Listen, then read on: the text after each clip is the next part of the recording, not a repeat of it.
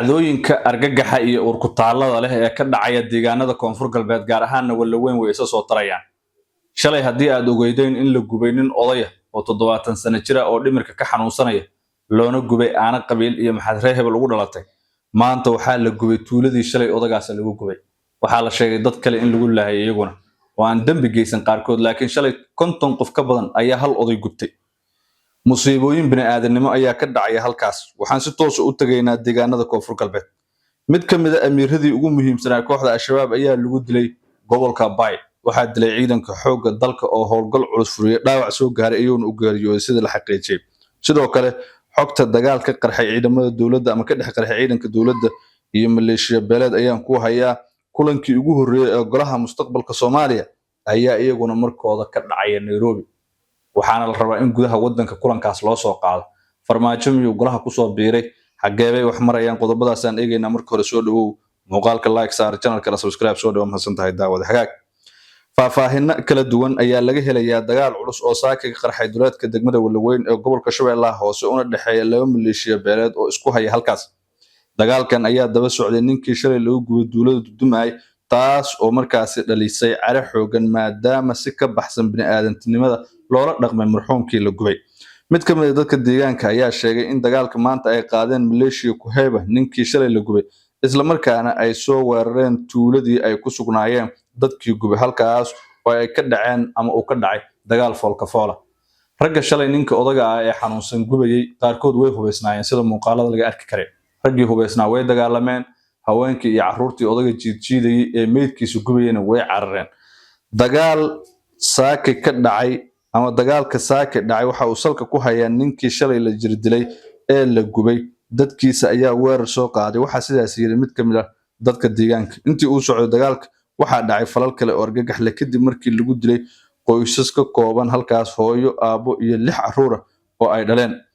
gurigii ay deganaayeen qoyska ayaa waxa la qabasiiyay qoraga baasuukaha loo yaqaan gabi ahaanba waa u basbeelay oo qoragaasi culus ama hubka noociisa culus ayaa lagu garaacay sida meel duqeeyo oo kale ay noqotay oo qoyskaasi duqeyn wax weeg ay ku geeriyoodeen sidoo kale waxa la gubay ilaa 3 guri oo ay deganaayeen dad rayda taas oo ugu sii dareysa xaaladda murugsan ee ka taagan aaga degmada Walaweyn ee gobolka Shabeellaha Hoose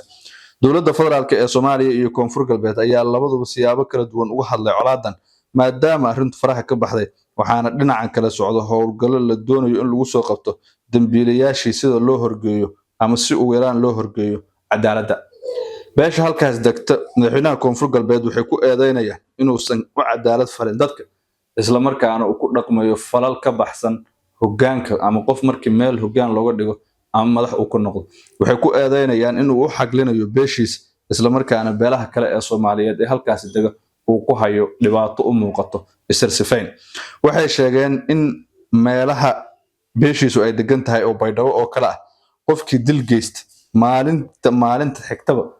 maxkamad in la soo taagayo ugu dambeeyna tiirka toogashada hore laga keenayo oo baydhabo aad ayaa muddooyinkii ugu dambeeyay loogu aflaxay arrinkaas laakiin waxa la leeyahay hadda ma ogolo isagu beeshiisa oo muuqaalo cadeyma iska duuba ayagoo qof nool gubaya inuu soo qabqabto oo cadaalad geeyo sida daraadeed beeshu waxay tiri gacmaheenan ku aarsanaynaa waxaan ku hayaa muuqaalo iyo wareysiyo odayaal dhaqan nabadoono iyo xildhibaano uu ka mid yahay Jeeso oo arrinkaas ka hadlayo oo aan rabaa muuqaaladooda inaan kula wadaago laakiin waxaan ka hormarinayaa isbahaysiga mucaaradka Soomaaliya ee golaha mustaqbalka Soomaaliya ayaa qorsheynaya in shirweynihii ugu horeeyay ee ka dhaca markaas ay iyagu yeeshaan uu ka dhaco Kismaayo dhamaadka sanada 2025 kulankan ayaa lagu tilmaamay mid muhiimad gaar ah u leh doorashada dalka dhici doonto sanadan ugu soo wajahan haddii alla nabad uu nagu gaarsiiyo ee 2026 golahan oo lagu aasaasay Nairobi horaantii bishii Oktoobar ee sanadan 2025 wuxuu mideeyay madasha badbaado qaran iyo sidoo kale dawlad goboleedyada xubnaha ka ah federaalka sida Puntland iyo Jubaland hadafyadiisa lagu dhawaaqay waxa ka mid ah in la mideeyo xoogga mucaaradka la ilaaliyo hanaanka dimuqraadiyadda Soomaaliya iyo in laga hortago isku day kasta oo lagu kordhinayo muddo xilhaynta ee maamulka hadda jira ama lagu weeqayo nidaamka dastuuriga ah guddiga farsamada ee fulinta ee golaha oo ka kooban 6 xubnood ayaa kulankiisii ugu horeeyay ee rasmi ah ku yeeshay Nairobi 5 November 2025 kulankan uu shir gudoomiyay madaxweynaha Jubbaland Axmed Maxamed Islaam Madoobe waxaa ka soo qayb galay xubno sare oo ka tirsan madasha badbaadada qaran ay ku jiraan gudoomiye ku-xigeenka ninka ka Cabdi Faarax Shardoon Saacid ra'iisul wasaarihii hore ee Soomaaliya Xasan Cali Khayre iyo kii ku xigay ee Soomaaliya Maxamed Xuseen Roble. xubnahan waxay diiradda saareen khariirad wado hordhaca qorshe howleed iyo hababka isku dubaridka waxaana ay mideeyeen ama ay si midaysan iskugu raaceen in golaha guud ee ugu sareeya ama ugu horeeyo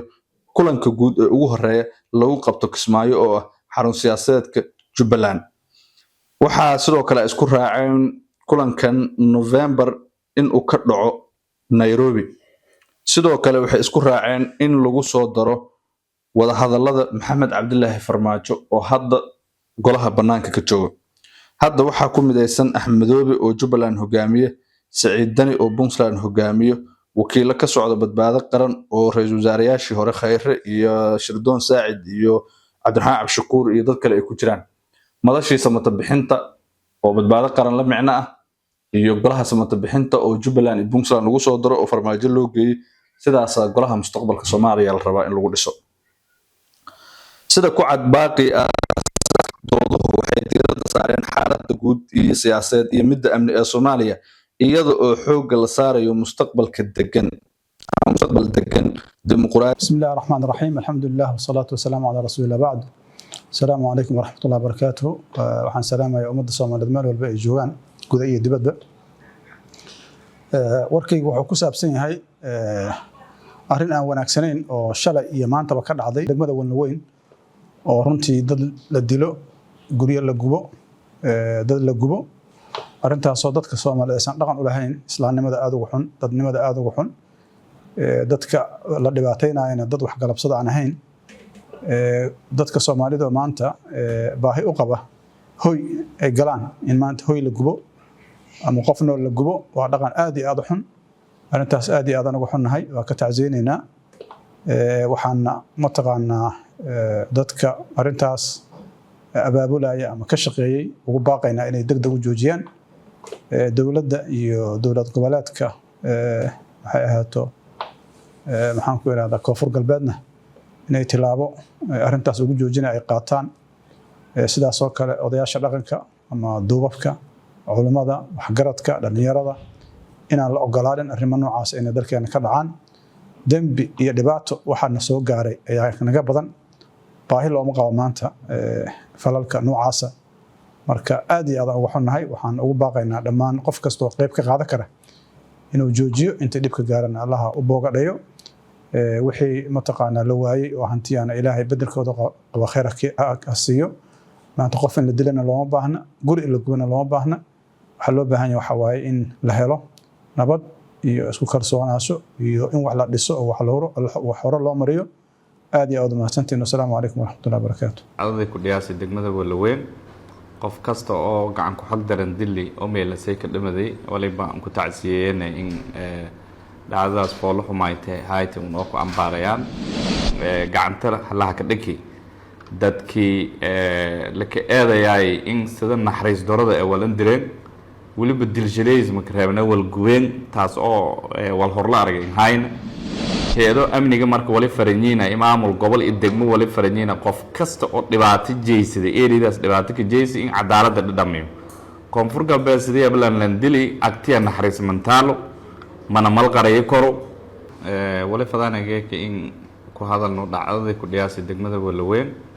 qof kasta oo gacan ku xal daran dili oo meelasay ka dhimaday waliba aan ku tacsiyeeyay in dhacdadaas foolo xumaaytay hay'ad oo ku ambaarayaan in Ilaahay naxariiso qofkii gardaradaas jeeysadii ama dhacdooyinkaas foolo xun jeeysadina dawladda iyo ciidanka amniga maamulka oo dhaninshal hiraan iyo macal shacabka dawladda Koonfur Galbeed wali la ku qaaday tallaabooyin wada jir ah ilaa maalintii dhacdadaas dheeday ilaa ay hadda howlgalay ka jaray wali in hambaliyay ciidanka amniga maamulka gobol iyo degmo iyo odayaasha dhaqanka reer Walnaweyn tallaabooyinka iyo qaadan yaan hambaliyeen wali hadda la hayn sheegay in gacanta halaha ka dhigi dadkii laka eedayay in sida naxariis darada ee walan direen weliba dilshaleys marka reebna wal gubeen taas oo wal horla aragay hayna wal Soomaaliya dadka ka aragay hayna qof la dilay wal gorday laakiin in la gubo South Africa ka aragay jarnay wal hata geeka araadan la ka aragay jarim eedaan ku xugna dadkaasna ilaahay idin sheeysadan ka dhaqsiya badan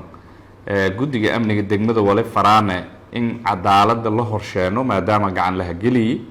waajib kasta oo yoo leeyingna la marayo sidan ka dhaqsiya badan iyo waqti kale nin ku dhum wale kala faday in ana si guud intuu ku baaqdo lamada beelood oo hadda is ugaarsadahaaya colaad sideeba waleelay ka dhimaday kureelay ka dhimaday ama gabarlay ka dhimadaas wali hadda tan faa'iideeya samale wali siin ka baaqanay nabad in heblo ko kan dilay waldoobi ko waso wal weelay waldoobi intii la gurufaday wala ku fayle nabadi in la ku shaqeeyo nabadna la ka wada noolado dadka dad eheleeyo dad is dhalay abtay aysan eew wali lana nabadaas ka wada noolada heedo amniga oo military le daraawiish le booliis le wali faraane oo horeyna farnay cid kasta oo jeesato fal dembi oo degmadaas wala weyn dhatiye ama banaashka jeesato gacan baraka qobada wal naxariis la raaw aylan soo binay dembigi usu jeesidi isla dembi kaas lamad cadaalad iyo dhadhamiyo qof kasta oo jeesidi langna sharciga ma ku weyn langna mayla raay qabiil gadaashay ma gala karo langna maamul gadaashay ma gala karo dadka iyo dhan reer koonfur galbeed shacabka meelasay ka wada nool lanka guriga haysto muuriyaanta falaw dadka in iska dira oo umutaasay si qaldan wala fahansi falaw ama umutaas reer ka wala falaw reer managada umutaas iyo dhan reer koonfur galbeed dawladda koonfur galbeed mas'uulku ah heedo amniga marka wali faranyiina imaamul gobol idegmo wali faranyiina qof kasta oo dhibaato jeysada eeridaas dhibaato ka jeysay in cadaaladda dhadhamiyo koonfur galbeed sidii lan dili agtiya naxariis mantaalo mana malqaray koro heedo wali lana marka oo kana nagaane amniga degmadaas wala weyn yoo iska jiraan booliis military daraawiish inta wali faraana sida in ka dhaqsiya badan in dadkii hata qobadeena guddiga amniga iyo fadheeday cadaaladda waafajiya dadka kala dhiman oo la waaysiin sida in ka dhaqsiya badan in la qobado waliba hada si qof sanadii sheegay inta hata gacanta la ka qobaday dadkii dilka foolo xumaaytay oo Soomaalida dhan ku gilgilitay aragaaye suubiyan in may la raay hata gacanta amniga ka jiraan ilaahay idin sheeg guddiga amniga no faraana in sida in ka dhaqsiya badan degmadaas fadheedan go'aanadii oo nahanin dadajano hanin fuliya lana horjeeyo cadaaladda tiirkii cadaaladana la wada dhadhamiyo sidii hortaba caadadan ahayd lamada reerood wala in ka baaqana reer kast is xakameeyo qof la dili qof kale la dili wal faa'iido u leeyahay majaro sharciga in shaqeeyo muhiim ah dhinigaas kalena wali lana lanki lanka gardarooday dili usuuna sharciga la horsheenay hal ogaado ciidanka amniga meelaha hata dhacdanka dambeeyay shileediya mu kool galaaya meel way kala horay wala ka jeesid inuu kool gala doona ciidamadaas amniga in la shaqeeytaan sanfaraana shacabka reer wala weyn information ka in saydan sanfaraan tuugada dadka iska dhamaaya hayto meel ka gabadayaan in sheegtaan iyo sanfaraan amnigana ilaahay ballan qaaday reer koonfur galbeed iyo waa amni soo ciidamadii amniga kula shaqeeyaan la faday iyo oo sagaara lan qariyana dambiile ilaahay idin shay iyada ma hasantiin wali rajeeyanaya oo cadaaladda lagu aragi la horsheeno umada dhagna ka wada faraxaas ya rajeeyanay in la arago maalmo hata socdo oo waliba in ka dhaqsiya badan